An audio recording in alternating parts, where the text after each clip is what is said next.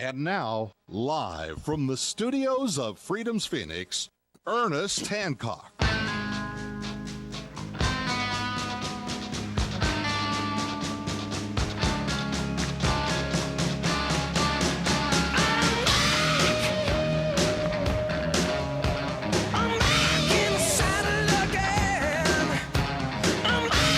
Yeah, we're back in the saddle again here on Declare Your Independence with me, Ernest Hancock, here in Phoenix, Arizona, IA. Yeah, I was talking, I almost missed the cue because I was yakking with Ryan Mott. He wants, I know what kind of guy he is. I mean, he's one of those that, you know, it's like therapy. You don't sit there and just get all cured by just yelling at the TV. I mean, some people do. You know, some people, they just, you know, it's their vent. They feel, okay, my TV is sufficiently yelled at, and they're done. Not Ryan. He's not one of those guys. And I've met a lot of people like this around the country. You know, I could have these same conversations with every primary, every event that they're doing around the country in all the early primary states, Super Tuesdays in South Carolina, New Hampshire, and Louisiana, and Vegas. I mean, people that were there, and I'm really interested in the difference between 4 years ago and now. I mean, think about it. It's going to be like in Nevada, we had people that went through, it was a very difficult process. You had to go through all the levels of the meetings, you know, at the local precinct level, and then your, you know, kind of whatever district they had, and then the county, and then the state, and then you qualified, you could actually vote in the convention in Reno. When they went up there, it became obvious that all these Ron Paul people took it seriously. They coordinated well. They got the information out on the webpage. Everybody knew what they needed to do. They did it. They get there. He's going to win. And they turned off the lights. They said, we're done. It's over. Ran out of time. Life sucked. They actually took the ballots and so on, and they put them in the hotel safe. And through a lawsuit, they finally opened it up later and found, yes, in fact, Ron Paul did win a bunch of the delegates, and most of them, almost all of them. And they wanted to make absolutely certain that there was no way that he got any delegates to go into the national convention, because that would give him some kind of rights to speak, and all of a sudden, you know, heck no, that's not going to happen. So that was the goal, is none shall pass. None. I mean, freaking none. There was a gentleman here that was his co-chair in the state of Arizona, and this is how bad I just don't, you know, he's a friend. I know him, but he's one of those who wants to be on the Christmas card list of the Republicans. Had the opportunity to vote for Ron at the convention, and he cast his vote for John McCain. And this is a guy that was co-chair of Ron Paul's campaign here. They had pulled out, and he's playing the Republican thing. So this isn't what you're dealing with when you're playing politics. But a lot of the people that went into this, they were trying to save America. They're trying to save their children, trying to save the future. They're trying to advocate for, you know, what way this is supposed to work and what it's supposed to be. What they did not realize is that is not what the political parties are for. That's not how it works. And they have so hijacked the actual voting process itself with early balloting and what mail goes where and who gets to count and computer and generate kind of, pinky swear, this is what happened. And I'm going, he kind of sorted this. This is who won. Michelle Bachmann, win, done, walk off stage. This is not going to change for the rest of this cycle. What I was really excited about 4 years ago, I knew what was going to happen as a cultural thing. People were going to get educated. People were going to understand. People were going to know what the real intent and what made this country so great and what the real intent was with the Declaration of Independence. And the Constitution, I'm a big fan of. It was all about the power, the power, the power, the power. To make the libertarians like me, the anti-federalists, happy. That's where the Bill of Rights came from. They're going to look, if you're going to do this central power thing, there's a bunch of things they can't do. Well, they did it anyway. So I'm, Articles of Confederation better, but I vote none. And what happens when a state, this is another thing.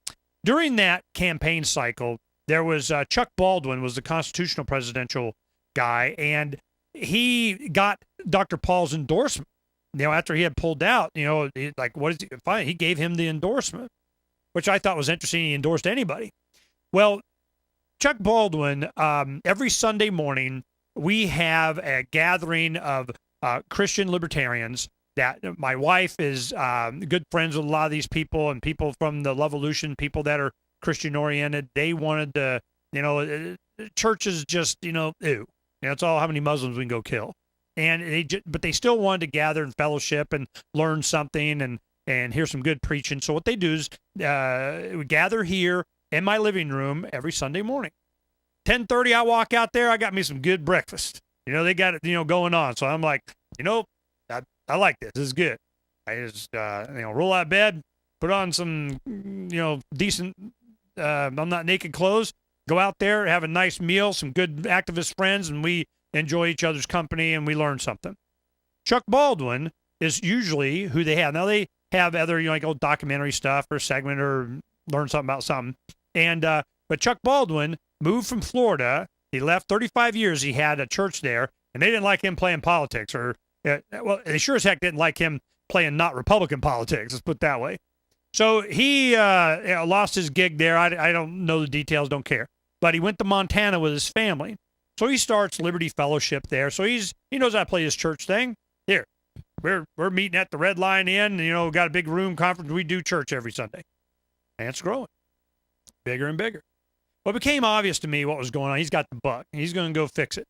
So he went to Montana so that he could run for governor. And you just go Chuck Baldwin, Montana, governor, and then you start seeing all kinds of we're drafting, getting, putting on, doing whatever. I haven't paid that much attention. Now I'll try and get him on the show before the end of the month. But it's going to be interesting to see what happens. I tell you what's interesting is you have an individual that really is looking to go nose to nose, heads up against the man and say, we're a sovereign state, and Montana is, and we're voting, we're going to have, and you can't. How's the federal government going to look at that? They can't have states, rising up. He'd have more impact as a governor than he would, running for president. Heck, just even as a candidate to bring this stuff up. So I'm interested, kind of keeping that, just so you guys know behind the scenes what's going on there. Chuck Baldwin ran for president, Constitution Party, was endorsed by Dr. Paul. He's, a lot of the same kind of thing. Of course, more from a biblical Christian orientation. But he's rallying the troops to support him in a run for governor of Montana.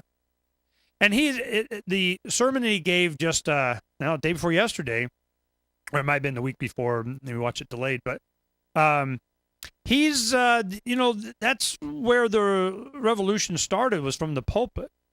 The people that rose up against their tyrannical overlords, it was because of the teachings from the pulpit of the whole purpose of us being here and religious freedoms and all this other stuff was, have another boss. If you're going to have a boss, it's not the king that's doing all this stuff. And what's interesting is that you have, you look at what they were complaining about. You had the British Empire long ways away. Heck, if you went from the coast 100 miles, you probably never saw anybody from the British government. So what else was really going on? Now we have way more tyranny than I think they experienced there. But when you start pushing back, here comes the troops in Boston. And it was a principle thing. Well, now we're way past the principle thing. We're into, they're just putting their heel on our lives, souls, and future and just grinding it into the dirt. So what do we do?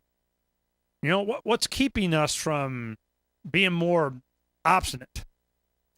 Well, when we come back, I'll tell you about this. I had another conversation with the Phoenix police before the show. We didn't get to talk about it a little bit. And I wanted to talk about it with Charles on air, but we talked about it off air. But I have a meeting with them Monday. I got to leave this afternoon. I'm going to L.A. to interview for a few days. The next 2 days we'll have Butler Schaefer, and we're going to get the history of the libertarian movement from the late 50s. And it's going to be, this is documentary stuff, man. We want to make sure we get this. But when we come back, I'm going to talk about my conversation with the Phoenix police and the meeting I have planned Monday morning. We'll be right back. I'll tell you all about it.